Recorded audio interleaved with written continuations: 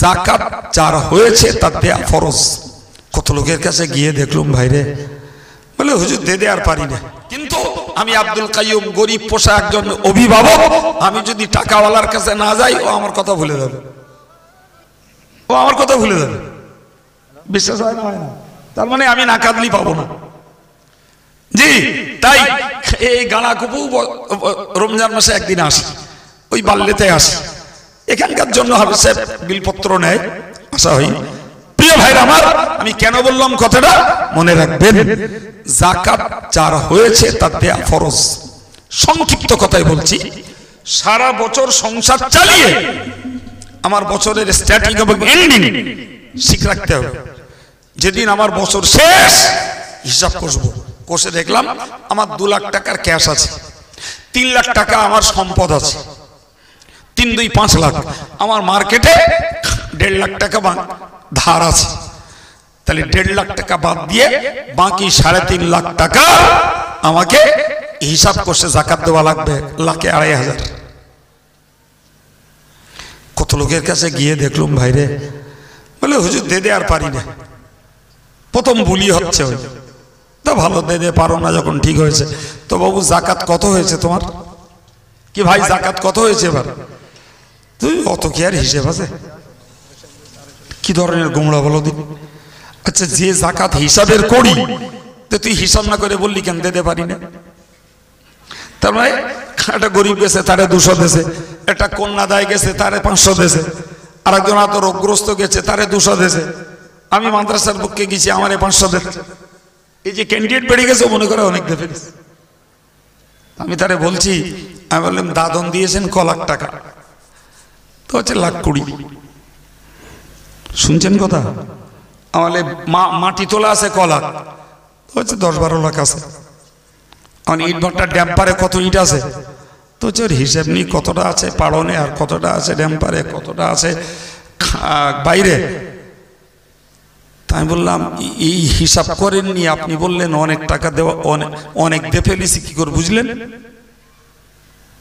আপনি জানেন আপনার দাদনের টাকা, ইটের টাকা, মাটির টাকা সব হিসাব করে যাকাত দেওয়া লাগবে। কত বড় কপাল পোড়া, বলছে অত হিসাব করে পারা যায়? কি সর্বনাশ বলুন দিন। এরকম অভিজ্ঞতা আমার আছে, আমারে শোনাচ্ছে, বলছে হুজুর এবার আর পয়সা করি ভালো নেই, তাই 500 টাকা নিয়ে যান। কেন নেই কেন? তা বলছে বোম্বে আমার ছেলে একটা ফ্ল্যাট কিনেছে, 1 কোটি 2 লাখ টাকা দে কি কিনেছে? ফ্ল্যাট কিনেছে।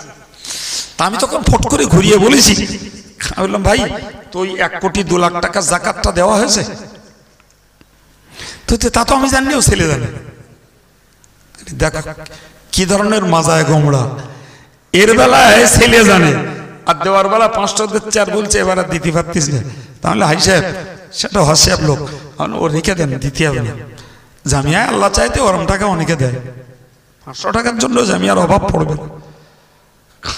তাই বললো হাই সাহেব ভালো করে খোঁজ নেন, যদি টাকা দিয়ে ফ্ল্যাট কেনে ও ফ্ল্যাট থাকবে, নাহলে ও যাবে। বলো 3 বছর পুরিনি, প্যান প্যান করছে আমার কাছে এসে, বলছে যে সে ফ্ল্যাটটা বিক্রি হয়ে গেছে, ছেলের ব্যবসাটাও বন্ধ হয়ে গেছে, আর হাই সাহেব আমার কাছে প্যান প্যান করে লাভ হবে না, আল্লাহর কাজ করে দেবে। 1 কোটি টাকার যাকাত ছিল 2.5 লক্ষ টাকা, ওটা দিয়ে দিলে আল্লাহ হেফাজত করতো। সুতরাং মনে রাখতে হবে যাকাত খেলনা নয়, যাকাত দাতাদের উচিত পাওনাদারকে যে দিয়ে আসা। যদি তাও না দেই, গ্রামের দিন দুঃখী গরিব আর্তদুস্থ অসহায় কিংবা প্রতিষ্ঠানগুলোতে গরিব ছাত্রগুলোকে পোষা হয়, এদের পিছনে যাকাতের টাকাগুলো নিজের দান দিয়ে ইসলামের বুনিয়াদকে ঠিক রাখার দরকার। জি সম্মানিত ভাইরা, 5 নম্বর টাকাওয়ালার জন্য হজ, এটি বুনিয়াদ।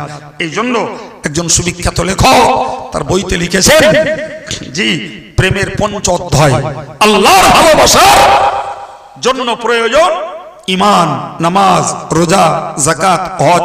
5টি কর্মের ভিতর দিয়ে বান্দা আল্লাহর প্রেম লাভ করতে পারে। সুবহানাল্লাহ। সম্মানিত ভাইরা, আমার অভ্যাস উঠিছে, আলোচনা শুরু করেছি, আজকে আল্লাহ যা নসিবে জুটিয়েছিল বলেছি, তবে মনে হয় শুরু থেকে এ পর্যন্ত জি প্রয়োজন মতো কিছু জ্ঞানের কথা আপনাদের কাছে শেয়ার করিয়েছেন আল্লাহ।